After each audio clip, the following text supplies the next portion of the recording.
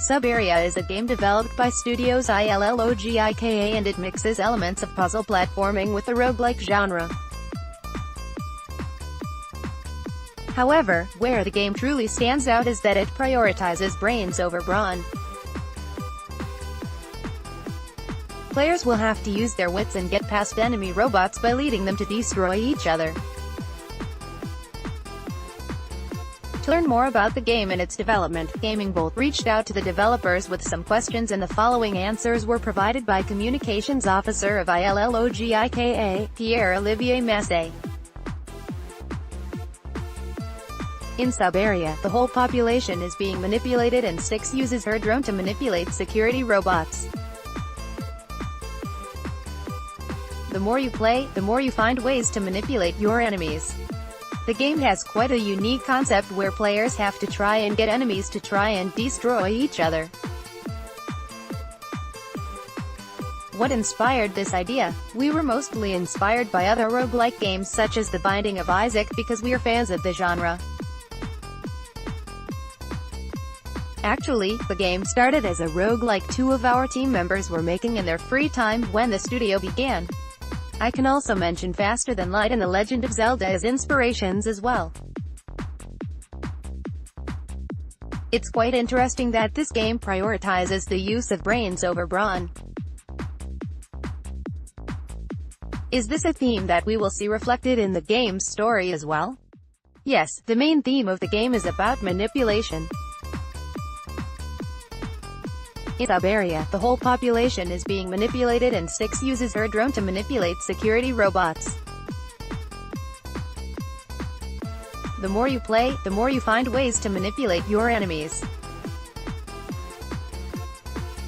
And by finishing the game many times, the fate of Subaeria will change in consequence.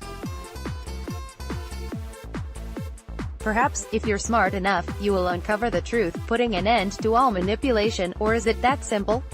What are the different kinds of enemies players will encounter in the game? In Subaeria, you will defeat robots called the Cleaners. They come in different types and act both as janitors and security enforcers in charge of taking the rebels out, since the government of Subaeria also considers them as garbage. You will mostly face robotic enemies in the game. Even the human opponents you will encounter will hide themselves in robots, there is no direct confrontation with them. Since the goal here is not to kill enemies but to lead them to kill each other, has your approach to designing these enemies been quite unique? Yes, the design of the enemies has been quite special since we designed them in order to be manipulated. We can use them to make them crash against each other, to control them, but you can't directly attack them. If you want to defeat the game enemies, you'll need to have a strategy, you can't go blindly ahead. The game has seen multiple delays since it was first announced. What contributed to these delays in the game's release? First, we needed to take some time to secure additional funding for financing the development on consoles. Second, we had multiple projects at the same time and we had to balance the work between the teams. Taking those details into consideration, we wanted to take all the necessary time to ship the best game possible. As indies, we definitely have some freedom to experiment with ideas, but we also have limits to make those ideas come true. Were there any major changes made to the game during this long development phase? We had to rework a lot of features during the development of Subaeria. The narrative design went through many iterations to get to the multiple endings we wrote for the game. At the beginning, the original game was also supposed to have 4 players. The quests were also reworked a lot because at first, they were not quite as intuitive as we were expecting. Being an indie developer, would you say you have more freedom to experiment with ideas? As indies, we definitely have some freedom to experiment with ideas, but we also have limits to make those ideas come true.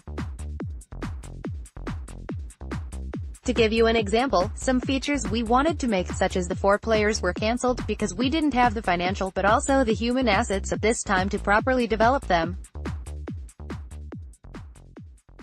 Are there any particular challenges you faced during the game's development? So as we mentioned earlier, some features like the narrative design had to be reworked, the financing assets needed to be secured, and we also had to properly balance the work between our projects. One of the biggest other design challenges, which became the heart of the game, was to find the perfect mechanic to encourage players to adopt other strategies than direct attack. The decision came from a feedback we had from a player at PAX East in 2016. Big challenges but also great lessons for the studio. The game is now confirmed for the PS4 and Xbox One, which also means it will support the PS4 Pro and Xbox One X. Can you please let us know the resolution and frame rate it will run it on the PS4 Pro and Xbox One X? The game is running on PS4 Pro with a resolution of 1080p and on Xbox One X with a resolution of 720p. Both versions run at between 30 FPS and 60 FPS. And the resolution and frame rate on the base PS4 and Xbox One versions? Both versions are running with a resolution of 720p at between 30 FPS and 60 FPS. We made the budget for the development on consoles before the Switch was available. We're still evaluating the opportunity. The new Nintendo console is an interesting platform and has a lot of gaming potential, given that you are now working on both the PS4 Pro and Xbox One X. What kind of technical differences did you found between the two? We didn't notice any specific difference, especially since Unity makes it easy to deploy the game on all platforms at once.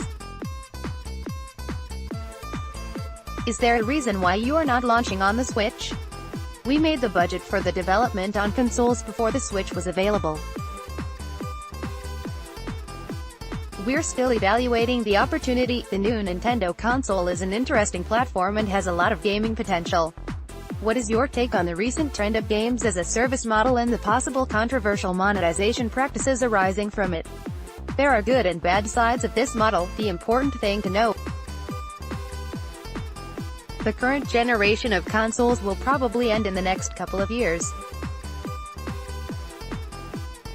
What is your biggest expectation from the next PlayStation and Xbox? Too soon to say. At least we can expect all games to run at least with a resolution of 1080p, and the evolution of the components will allow us to see more incredible worlds come to life.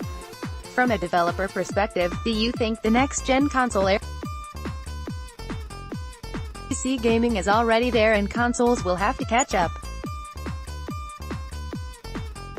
Some PC games today already include 8K textures. Is there anything more you'd like to tell our readers? Thanks for this interview, and thanks to your readers for your interest in Subaeria. We can't wait to see how people will react to the game on May 9th. Stay tuned on our Facebook and Twitter pages @Illogica and @Subaeria.